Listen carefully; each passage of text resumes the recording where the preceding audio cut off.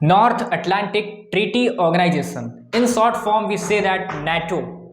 So, what is this NATO? In recent days, this is a term which has been widely used due to the crisis of Ukraine and Russia. Okay, Russia has attacked Ukraine to occupy whole Ukraine. So, what is NATO? What is the role of NATO which is being played over there? NATO क्या कर रहा है? NATO से रसिया को क्या दिक्कत है? तो जो तमाम बातें हैं जो कि आपके दिमाग में आ रही हैं, जो क्वेश्चंस हैं जो कि आपके माइंड में आ रही हैं, in this session we will be covering all your questions and I hope you all will get all the answers related to NATO. ठीक है. So my name is Pranav and I welcome you all in BHU Pathshala. सो आज का पूरा session हमारा devoted है NATO की तरफ. NATO क्या है, इसके फंक्शनिंग क्या है, इसका रोल क्या है, कितनी कंट्रीज हैं, हर एक चीज के बारे में, इसका वो फाउंड कब हुआ था, हर एक चीज हम लोग आज इसमें डिस्कस करने वाले हैं. So first of all NATO के बारे में कुछ छोटी छोटी जानकारियां आपको प्रोवाइड करा दूं कि जो नेटो है ये स्टार्ट हुआ था 4 अप्रैल 1949 को, और स्टार्टिंग में इसके पास जो कंट्रीज थी वो सिर्फ 12 थी. 12 देशों के समूह के साथ नेटो स्टार्ट किया गया था, 12 कंट्रीज के बीच में. नेटो है क्या? नेटो एक पॉलिटिकल एंड मिलिट्री अलायंस है जो कि आपस में एक ऑर्गेनाइजेशन बनाया गया है कि हम लोग किस तरीके से पीसफुल एक माहौल जनरेट कर सकते हैं और शांतिपूर्वक एक दूसरे को सिक्योरिटी प्रोवाइड करते हुए रह सकते हैं. जो नेटो का ऑफिशियल साइट है, अगर उस पर आप लोग जाओगे, आप लोग जरूर जाओ. ठीक है, सबको मैं ये चीज सजेस्ट करता हूं. वहां पे आप लोग देखोगे कि स्टार्टिंग में सिर्फ और सिर्फ 12 कंट्रीज थे, but now in 2022 there are total of 30 countries in NATO.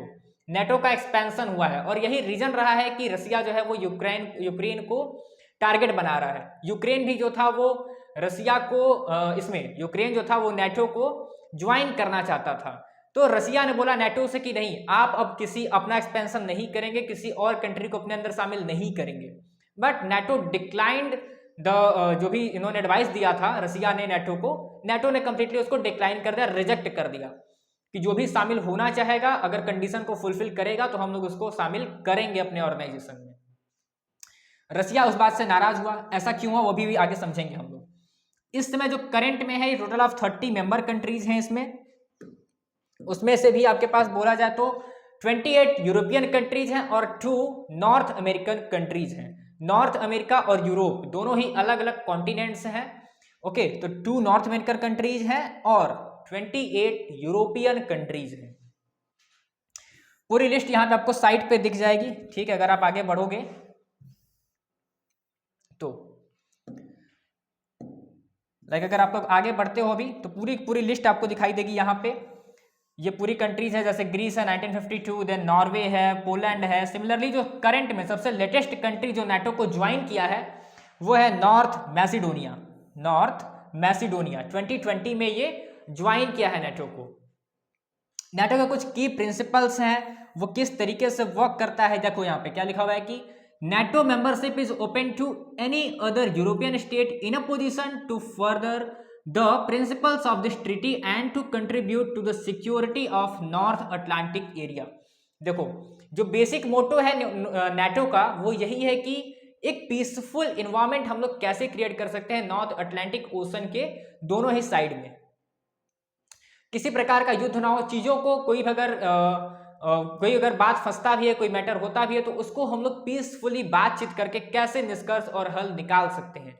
ये मेन मोटो है. लड़ाई झगड़ा करने का जरूरत ना पड़े हमें. लेकिन अगर कोई कंट्री फिर भी नहीं मानता है तो वहां पे नेटो मिलिट्री पावर भी यूज करता है अगर पॉलिटिकली डिप्लोमेटिकली चीजें रिजॉल्व नहीं होती हैं तो.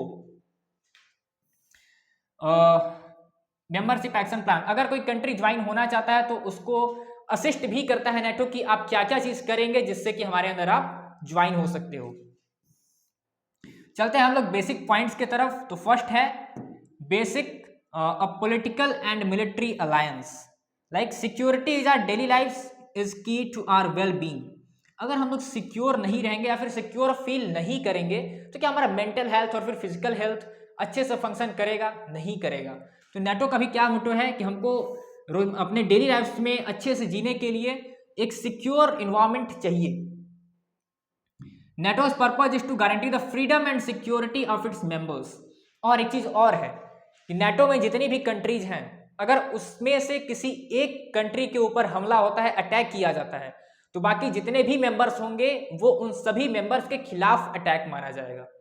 लाइक अगर नॉर्वे के ऊपर अटैक होता है तो Norway is a part of NATO, तो वो नॉर्थ मैसिडोनिया भी नॉर्वे को सपोर्ट करेगा। मिलिट्री पावर की जरूरत पड़ेगी तो नॉर्थ मैसिडोनिया भी मिलिट्री पावर अपना भेजेगा वहां पे नॉर्वे में।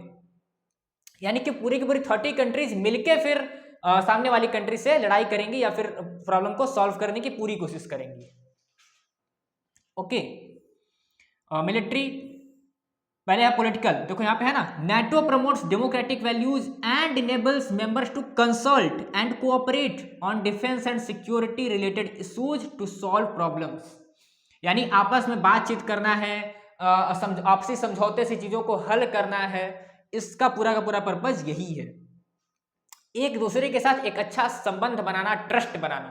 Okay, in the long run prevent conflict, और लंबे समय पे हमारे बीच में कोई कॉन्फ्लिक्ट ना हो, किसी भी प्रकार का भिड़ंत ना हो।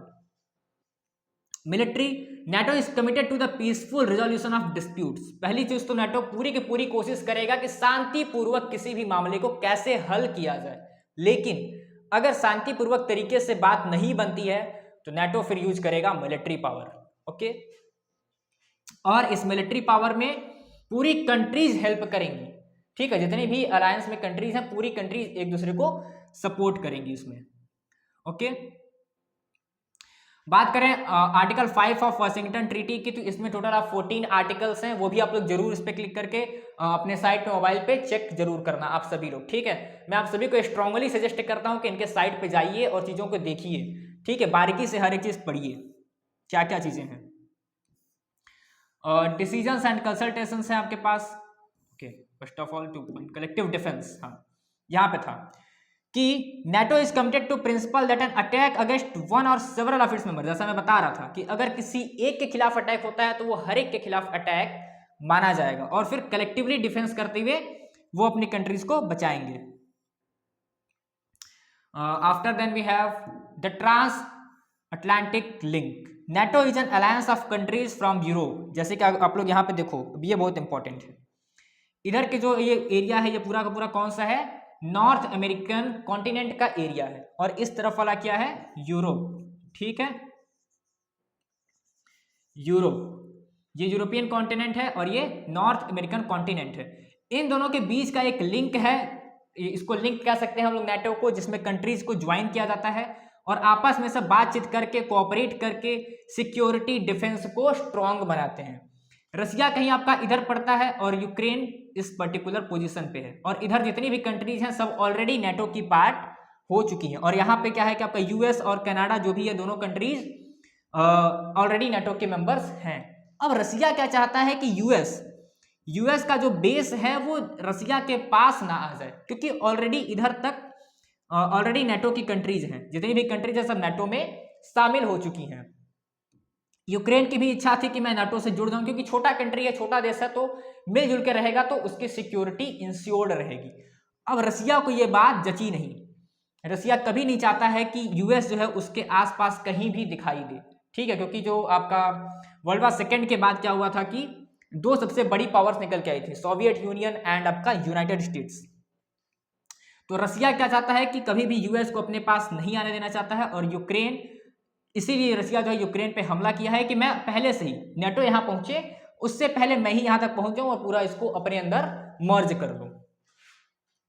ठीक है, ये चीजें हैं। Enabling them to consult and cooperate the field of defence and security and conduct multinational crisis management operations together. जो भी काम करेंगे एक साथ मिलजुल के करेंगे ये लोग, पूरी के पूरी 30 कंट्रीज।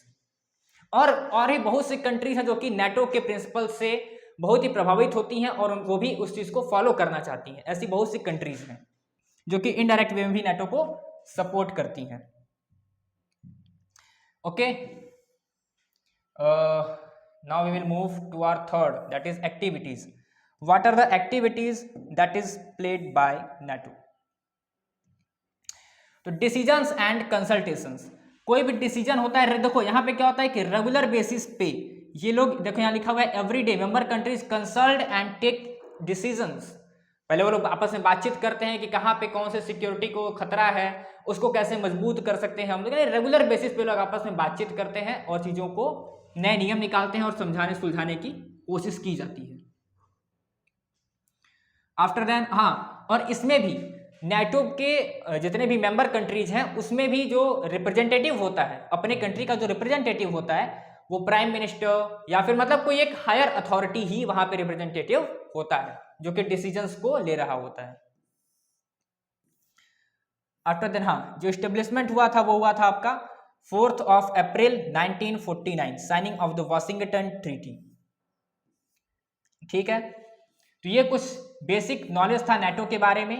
आई होप आप सभी लोगों को समझ में आया होगा।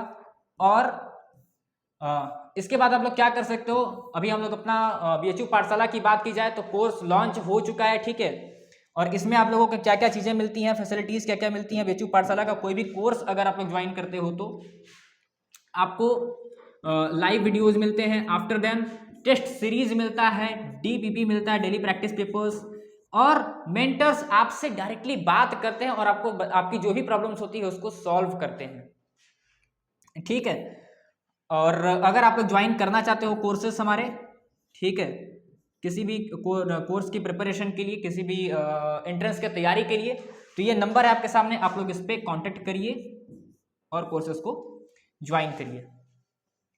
ठीक है, लास्ट में फिर जाते जाते मैं आप लोग को ये स्ट्रांगली सजेस्ट करता हूं कि नेटो के साइट पे आप सभी लोग जाइए और खुद से देखिए कि क्या क्या चीजें हैं वहां पे, एक बारीक तरीके से पूरा पढ़िए कि क्या क्या चीज लिखा हुआ है, तभी आपको अच्छे से समझ में आने वाला है फंक्शनिंग।